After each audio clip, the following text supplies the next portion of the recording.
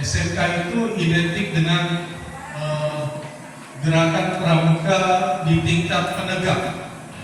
Kan ada tingkatannya dari SD, SMP, SMA, SMK. Ya. Ya, mungkin ada yang sudah menjadi anggota pramuka dari SD sampai SMP. Coba angkat tangan, ada? Ya, 1 orang. Ya. Nah ini sudah pernah menjadi anggota pramuka? Belum ya? Ya. Kalau dilihat dari bajunya itu udah standar ya. Nah, SOP pramuka ada baju standarnya ya seperti itu. Nah, kemudian yang belakang tuh siapa? Nah, itu bajunya standarnya seperti itu. Nah, jadi gerakan pramuka di SMK Negeri 1 Monta ini alhamdulillah terus berjalan dan menjadi kebanggaan bagi kita. Pada tahun ini anggota gerakan pramuka dari gugus depan SMK ini mendapat penghormatan ya. Saat ini ada di samping kalian ya, kakak kalian ini. Jadi kemarin mengikuti seleksi Raimuna Nasional ya. Jadi pertemuan tingkat penegak ya, tingkat nasional ya. Kalau sebelumnya kemarin ada yang namanya Raimuna tingkat daerah, itu sudah terlaksana kemarin di Sumbawa. Sekarang ada seleksi Raimuna Nasional ya. Itu seluruh tingkat SMA, SMK itu mengikuti seleksi.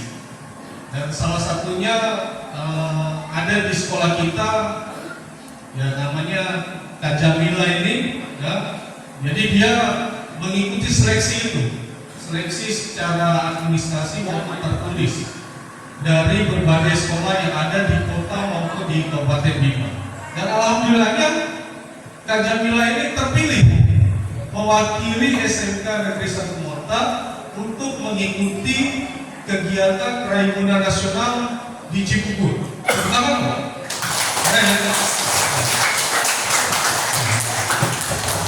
jadi gerakan pramuka itu bukan semata-mata hanya berada di sekolah saja, tidak. Ya, dia membawa ya dari masing-masing gugus depan di tingkat sekolah lain. Ada pertemuan. Nah, ini pertemuan di tingkat penegak namanya Raimuna. Nanti pada saat ulang tahun gerakan pramuka, ada yang tahu nggak ulang tahun gerakan pramuka tanggal berapa? Tanggal berapa? 14 Agustus ya. Nanti Kak Jamila, seluruh peserta di seluruh Nusantara, seluruh Indonesia akan bertemu di Cibubur, bumi perkemahan terbesar di Indonesia, yaitu di Cibubur. Mudah-mudahan nanti ya Kak Jamila ini bisa memberikan ilmunya kepada adik-adik semuanya. Nah, sekarang Bapak akan menerangkan karena belum ada yang tahu gerakan pramuka ini. Jadi gerakan pramuka itu terbentuk dari tingkatannya, mulai dari tingkatan pertama yaitu namanya tingkatan siaga. Ya, siaga itu usianya dari 7 sampai 10. Nah, biasanya itu di tingkat, kalau sekolah tingkat apa? Tingkat apa? SD. Nah, SD itu siaga. Kemudian naik 11 sampai 15 di tingkat penggalang, yaitu tingkat SMP. Nggak mungkin di tiap-tiap sekolah itu tidak punya namanya gugus depan di tingkat sekolah, ya, apalagi SMP. Penggalang itu pasti ada. Mana SMP 1 Monta? Ada? Nah, orang sedikit ya. SMP 2 mana? 1, 3. SMP 1 ini pernah mengikuti gerakan pramuka di tingkat SMP enggak? Nah, saya nih Masih malu ini nih. SMP 2 belum. SMP 3. Nah, ini kalau SMP 3 soalnya sahabat saya pembinanya nih, Ibu Sri. Ya, kenal Ibu Sri ya? Nah, kenapa nggak ikut gerakan pramuka di tingkat SMP-nya? Ya itu. Nah, mulai sekarang saya meminta di SMP 4 ada SMP 4 satu orang dari mana? Oh Mota. Oke. Ya. Ya.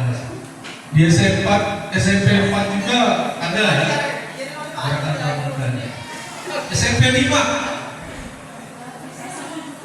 satu orang dari mana? Potong tangga.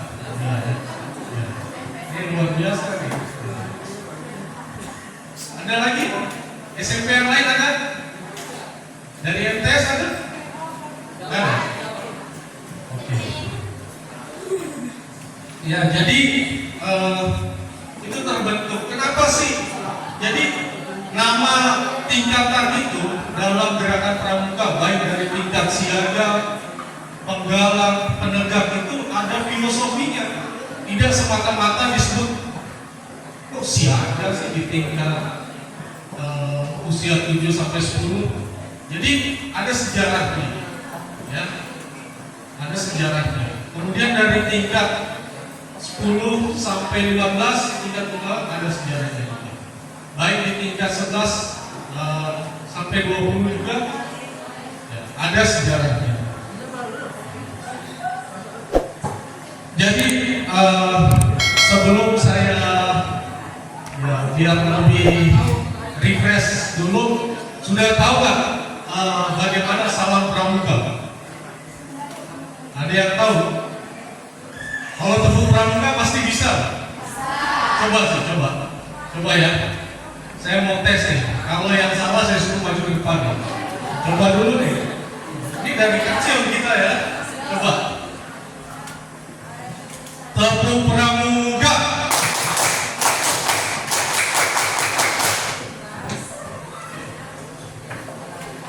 Berarti sudah bisa. Coba diuji lagi yang kedua nih. Jadi saya minta 2 kali tepuk pramuka.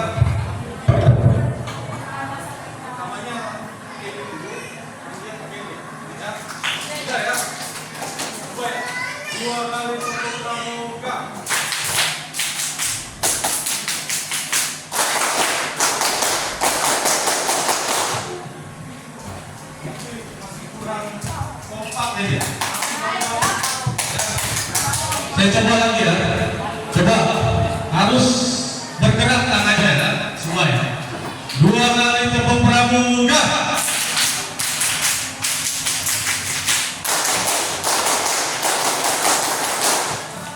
Oke, mantap, tepuk tangan dulu, keren. Nah, sekarang Bapak meminta jadi dalam gerakan pramuka itu ada pakaian ya, atribut yang dikenakan sebagai anggota gerakan pramuka. Nah, mungkin Kak Jamil sebentar kesini. Nah ini atribut, ini sebagai contoh ya. Ini atribut standarnya ya. Mulai dari kerudungnya. Ya, kalau ini namanya apa nih? Apa? Nah, kacau bagus. Kalau ini, Bantara. Bantara itu apa? Apa?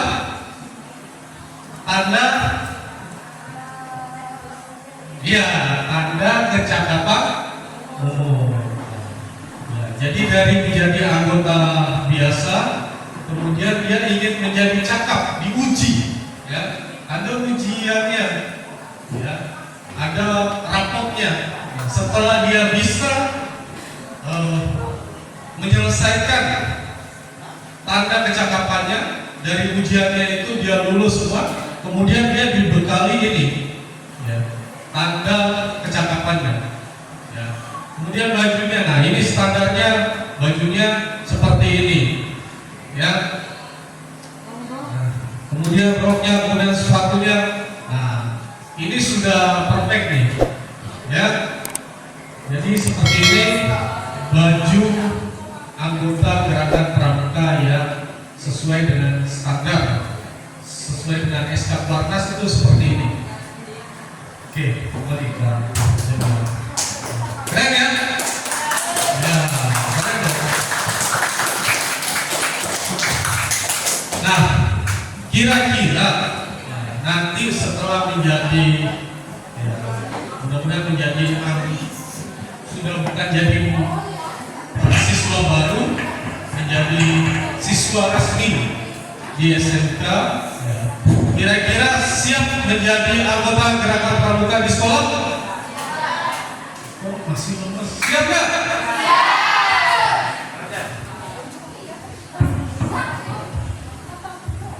Siap? Ini saya senang nih semangatnya ini. Coba. Buka tasnya. Ya. Maju dulu. Tepuk tangan dulu dong. Saya mau kenalkan dulu nih. Salah satunya, coba perkenalkan diri dulu. Alamatnya di mana? Dari asal sekolahnya dari mana? Ya. Kemudian jurusannya mau diambil jurusan apa? Ya.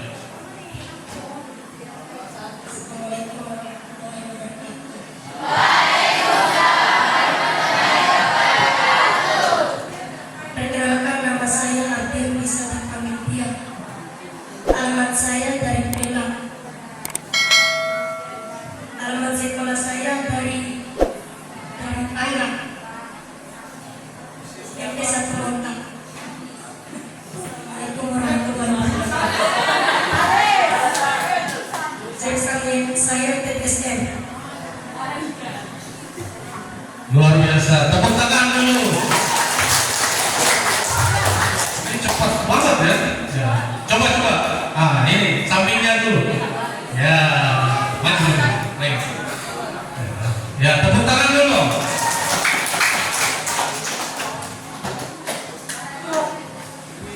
Assalamualaikum warahmatullahi wabarakatuh.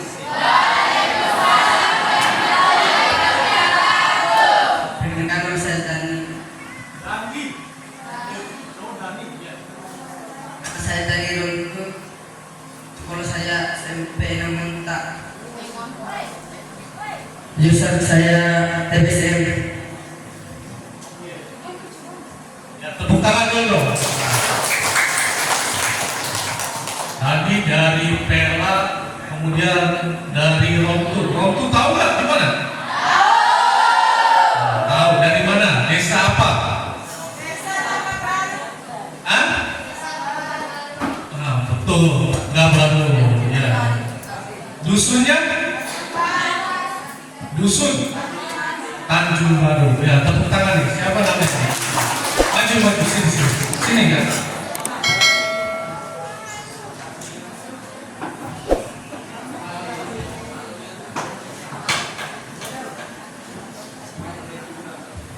Assalamualaikum warahmatullahi wabarakatuh. Perkenalkan, nama saya Ana Rahma, bisa dipanggil Ana. Saya dari Tanjung Baru. Alamat sekolah saya SMP Namonta. Jurusan saya multimedia. Tangan ya.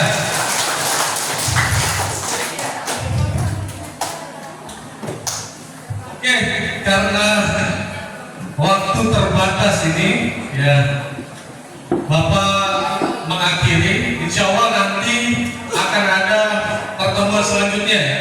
Setelah adik-adik nanti sudah menjadi siswa SMK Negeri 1 Mota, kita akan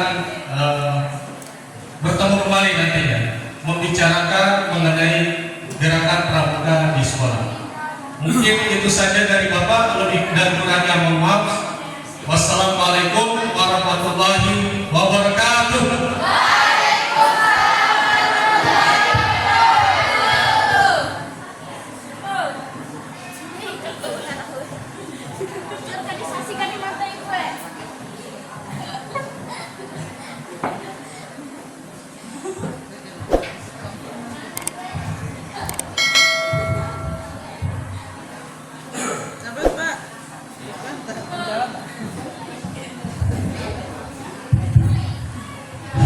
Ya, baik, terima kasih. Itulah tadi materi kepramukaan yang baru saja disampaikan oleh Pak Nazarudin, dan kepada Pak Nazarudin kami ucapkan yang banyak terima kasih. Anak-anakku yang saya cintai dan saya banggakan, nah, sekarang kita masuk ke materi kedua. Alhamdulillah di depan kita semua sudah ada Kapolsek Mota yang akan menyampaikan materi terkait dengan kenakalan remaja dan sebagainya. Dan untuk mempersingkat waktu, kami serahkan kepada Bapak Kapolsek Mota untuk menyampaikan. Terima kasih.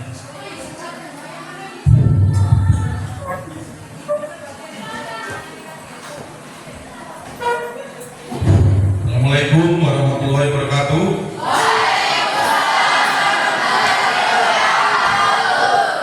Yang saya hormati Bapak Kepala Sekolah SMKN 1 Monta, yang saya hormati Bapak Ibu Guru SMKN 1 Monta, kemudian yang saya hormati Kepala Tata Usaha beserta stafnya, kemudian siswa dan siswi pelajar SMKN 1 Monta yang saya banggakan.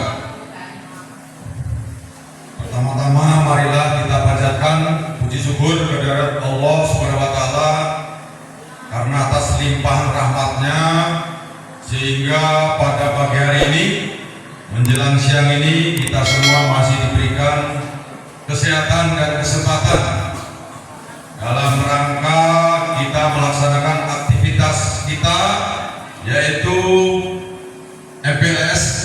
Apa itu MPLS? Masa pengenalan lingkungan sekolah. Alhamdulillah, semoga kita semua diberi dalam keadaan sehat walafiat. Tepuk tangan. Pada kesempatan ini kami dari kepolisian sebagai Kapolsek Monta yang akan memberikan sedikit pemahaman atau pengenalan kepada siswa dan siswi sekalian terkait dengan masalah sadar hukum. Sadar hukum yang kami masukkan di sini adalah sadar hukum untuk perorangan maupun kelompok. Artinya kalau hanya satu orang, dua orang, kesadaran hukum itu tidak akan berjalan dengan normal. Apa itu sadar hukum? Hukum adalah tata tertib, aturan yang sudah ditetapkan oleh pemerintah. Di sana hukum itu adalah bagian daripada norma-norma. Ada norma agama, ada norma susila, ada norma sopan santun, adat istiadat dan sebagainya. Di sanalah dijadikan sebagai hukum atau yang ditetapkan oleh pemerintah. Jadi mengambil daripada norma-norma. Kenapa harus diberikan pemahaman sadar hukum kepada siswa dan siswi, baik perorangan maupun secara kelompok? Sangat penting. Kenapa tujuannya? Yaitu supaya tata kehidupan termasuk belajar, proses belajar mengajar supaya aman, tertib, tidak gaduh, ya, tidak terjadi perkelahian, tidak terjadi tawuran dan lain sebagainya. Itulah perlu ada pemahaman hukum, kemudian ada kesadaran hukum, ya. Kemudian yang perlu saya sampaikan, kesadaran hukum itu harus ditanamkan sejak dini, ya, sejak usia dini. Diawali dari lingkup keluarga. Dari lingkup terkecil adalah lingkup keluarga. Bagaimana kita bisa melaksanakan atau menjalankan belajar proses sadar hukum diawali dari lingkungan terkecil. Lingkungan terkecil adalah di lingkungan keluarga, ya. Bagaimana sopan santun kita belajar menghargai keluarga, mulai daripada menghargai orang tua, bapak ibu kita, bagaimana kita cara memanggil, bagaimana cara kita berterima kasih karena sudah dikasih, karena sudah disekolahkan dan lain sebagainya. Bagaimana contohnya kita berpamitan misalnya mau pergi, mau ke sekolah dan lain sebagainya. Barangkali contohnya adalah bersalaman, cium tangan dan sebagainya. Itulah faktor-faktor bagaimana kita belajar untuk sadar hukum. Saya ulangi, belajar hukum itu diawali dari usia dini. diawali daripada lingkungan kecil.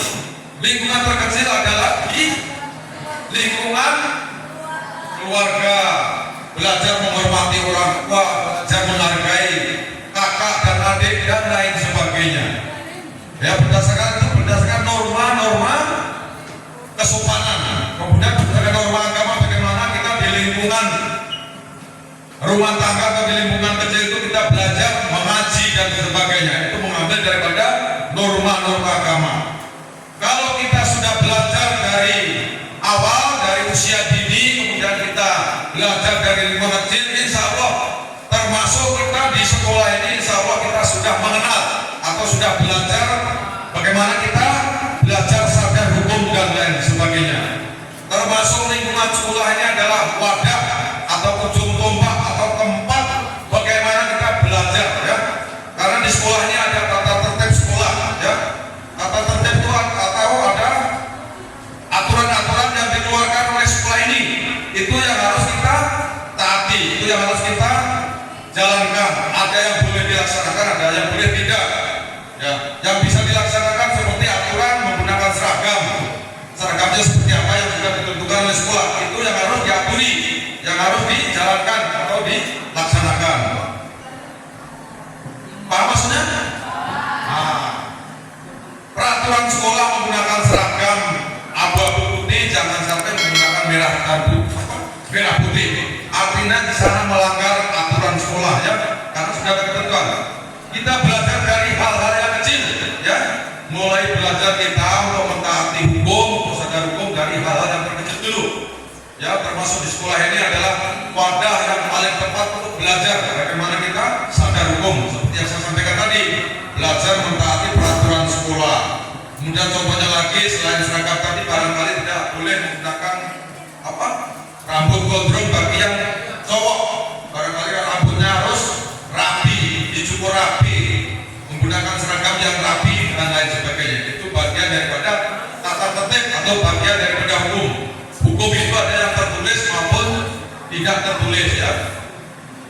Termasuk contoh lain barangkali, ya, kenapa kita harus memberikan pemahaman tentang hukum supaya tidak terjadi kekacauan, supaya tidak terjadi perkelahian ataupun tawuran antar pelajar. Kenapa terjadi tawuran pelajar selama ini? Ya, karena antara lain barangkali di antara siswa dan siswi ini belum paham hukum, ya, belum sadar hukum dan belum paham hukum, makanya terjadi perkelahian. Kenapa terjadi perkelahian? Karena, ya, berasal atau siswa dan siswi ini berasal dari sekolah yang berbeda, ya. Kemudian dilahirkan orang yang berbeda, mempunyai karakter yang berbeda, kemudian mempunyai keinginan yang berbeda, hobi yang berbeda. Makanya di tempat inilah dilaksanakan MPLS, bagaimana kita bisa menyesuaikan lingkungan sekolah ini, menyesuaikan peraturan-peraturan sekolah ini. Di sinilah kita belajar, ya, karena yang sudah saya sampaikan tadi, sehingga terjadi tawuran dan lain sebagainya. Makanya pertama masuk dilaksanakan kegiatan MPLS, masa pengenalan lingkungan sekolah, termasuk belajar tentang kesadaran hukum, belajar mentaati peraturan-peraturan yang ada di lingkungan sekolah ini, ya, supaya tidak terjadi tawuran, supaya tidak terjadi perkelahian seperti yang saya sampaikan tadi. Karena siswa dan siswi ini adalah dilahirkan dari orang yang berbeda, datang dari sekolah yang berbeda, mempunyai kepentingan yang berbeda. Disinilah kita belajar, ya, belajar menyesuaikan, saling menghormati antara sesama teman, saling menghargai antara siswa dengan guru, ikuti perintah guru, laksanakan perintah guru sebagai pembimbing, kemudian menghargai sesama teman. Ya, barangkali beda pendapat, kemudian beda keinginan, janganlah jadikan masalah sehingga terjadi perkelahian dan tawuran. Ini yang sering terjadi. Yang kemarin yang langsung kami dapati ada siswi yang berganti. Saya belum dipelajari secara utuh apa permasalahannya, tapi yang jelas sudah dilaporkan ke pihak kami, ke pihak kepolisian. Olehnya sebab demikian, makanya sekali lagi saya menekankan kepada siswa dan siswi, mari kita menanamkan di hati sanubari kita masing-masing untuk sadar hukum. Bagaimana kita bisa mempelajari hukum Bagaimana kita tahu apa yang dilarang dan apa yang boleh dilaksanakan. Ya, insya Allah adik-adik ini sudah tingkat SLTA, ya, sudah belajar dari lingkungan keluarga seperti yang saya sampaikan tadi. Insya Allah akan pintar mengaji dan sebagainya. Insya Allah dengan sendirinya dari tingkat SD SMP sudah diajari tentang norma-norma, termasuk norma sopan santun, norma susila, norma agama dan lain sebagainya. Jadi sekali lagi pada kesempatan ini saya mengharapkan kepada adik-adik semua jangan apa istilahnya ya, harus menanamkan kesadaran hukum itu supaya perjalanan kehidupan atau perjalanan pendidikan adik-adik ini tidak terganggu, supaya aman, tentram, tertib baik di lingkungan sekolah maupun di luar lingkungan sekolah. Itu antara lainnya supaya adik-adik bisa tenang dalam proses belajar mengajar, supaya tidak terjadi kekacauan. Itu barangkali. Kemudian yang lain-lain yang perlu saya sampaikan, ya termasuk sadar hukum itu ya termasuk penggunaan kendaraan atau undang-undang lalu lintas yang perlu sedikit kami sampaikan berdasarkan Undang-Undang Nomor 22 Tahun 2009. Jadi di sana adalah tentang peraturan berlalu lintas. Jadi lalu lintas itu adalah pengguna, termasuk berjalan kaki, pengendara, kendaraan dan lain sebagainya, termasuk penumpang. Maksudnya dalam hal ini saya menekankan kepada siswa dan siswi semuanya, terutama yang siswa, jangan sampai kita melanggar undang-undang lalu lintas. Ya, kenapa? Kalau melanggar tentunya di sana ada peraturan-peraturan yang mengikat. Nanti ada barangkali ada sanksinya, ada hukumannya. Hukuman atau sanksi terhadap pelanggaran lalu lintas antara lain ditilang, ya, kalau melanggar. Kemudian selain ditilang, barangkali dampaknya kepada pengguna jalan ataupun pengendara itu sendiri yang akan berdampak tidak baik. Barangkali kalau sudah kecelakaan tentunya akan mengganggu kesehatan ataupun keamanan bagi adik-adik semua. Olehnya demikian, lewat kesempatan ini kepada adik-adik siswa-siswi agar mentaati peraturan lalu lintas. Jangan menggunakan racing, ya, jangan menggunakan knalpot racing.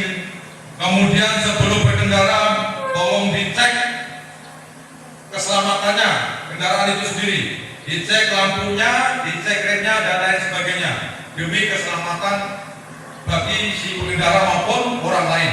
Ya, kenapa terjadi kecelakaan selama ini? Ya karena ada beberapa faktor. Barangkali faktor manusianya, aktor atau faktor pengendaranya. Apa faktor manusia itu? Barangkali pada saat mengendarai dalam keadaan mabuk bisa terjadi kecelakaan. Barangkali pada saat mengendarai tidak hati-hati, ngantuk dan lain sebagainya. Itulah antara lain faktor daripada faktor manusia yang menyebabkan kecelakaan. Kemudian dari faktor kendaraan, barangkali remnya blong, barangkali lampunya mati. Olehnya demikian, sebelum mengendarai kendaraan lalu lintas wajib diperiksa lampu, rem dan lain sebagainya untuk keselamatan pengendara itu sendiri. Dan faktor lain adalah faktor alam yang perlu diketahui oleh adik-adik sekalian. Kenapa ada faktor alam yang menyebabkan kecelakaan? Barangkali lagi jalannya rusak dan sebagainya, longsor dan sebagainya, memaksakan pengendara mengendarai sepeda motor sehingga terjadilah kecelakaan. Ya. Kemudian kelebihan penumpang dan lain sebagainya itu juga menyebabkan kecelakaan. Barangkali adik-adik menggunakan sepeda motor, satu unit sepeda motor dinaiki oleh 3-4 orang yang seharusnya 2 orang, itu juga menyebabkan kecelakaan. Ya, olehnya demikian dalam kesempatan ini minimal adik-adik fokus belajar, ya, mentaati peraturan baik sekolah maupun di luar sekolah demi keselamatan keamanan adik-adik belajar di sekolah yang mulia ini. Itu aja barangkali. Silakan, mungkin barangkali 1-2 ada yang bertanya, mungkin bisa kami jawab. Insya Allah akan kami jawab. Demikian, billahi taufiq walhidayah. Wassalamualaikum warahmatullahi wabarakatuh.